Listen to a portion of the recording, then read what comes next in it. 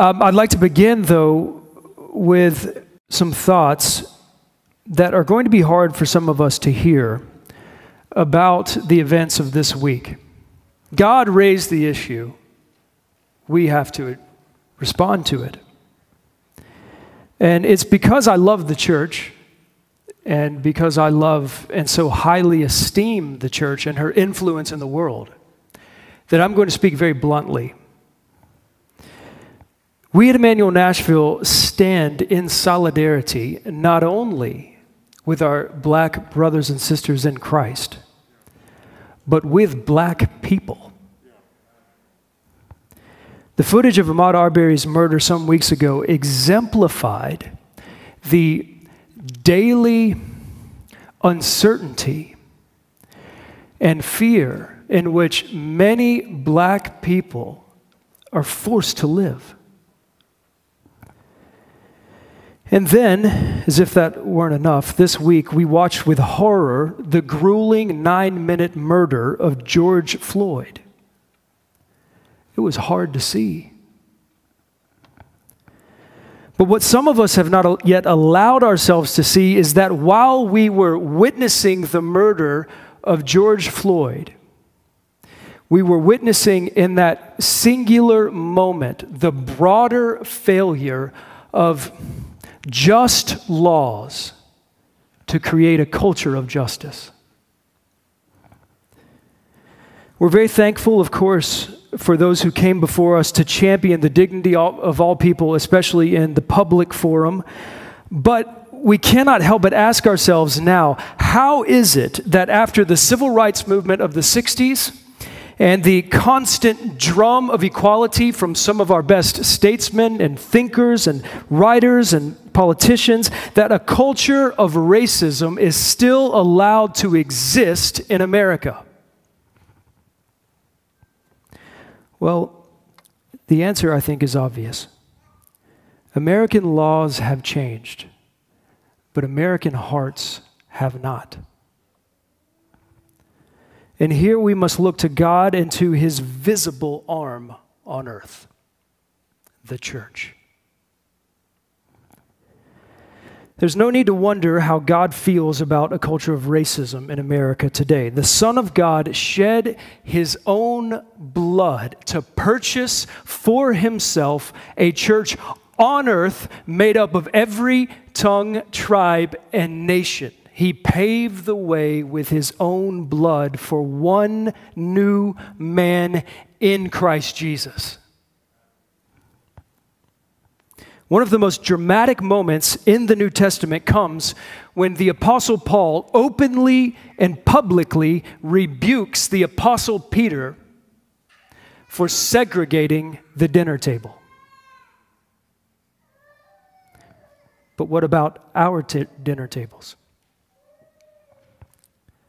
In a country as overwhelmingly Christian in its identity as ours, it must follow that a culture of racism is allowed to endure in America because it's allowed to endure in the church. In John 17, we find that a top priority for Jesus on the eve of His death is the unity of His disciples in the world. He prays, "I do not ask for these only, but also for those who will believe in me through their word, that they may all be one, just as you, Father, are in me, and I am in you, that they also may be in us." Why? So that the world may believe that you have sent me. You can't even be evangelical if you don't prioritize the unity of the church. So that the world might know that you have sent me. Jesus staked His reputation on the unity, the visible, seeable, obvious unity of the church. And according to Jesus, that is the distinguishing mark of the church. That's why here at Immanuel Nashville, we refuse to settle for less than the multi-ethnic unity of the church. And we are resolved, God helping us, that we will remain unsettled until we are the multi-ethnic church that Jesus prayed for. Now, I know you already agree with me. I know that because so many of you this week have reached out to ask what you can do. I'm asking the same question.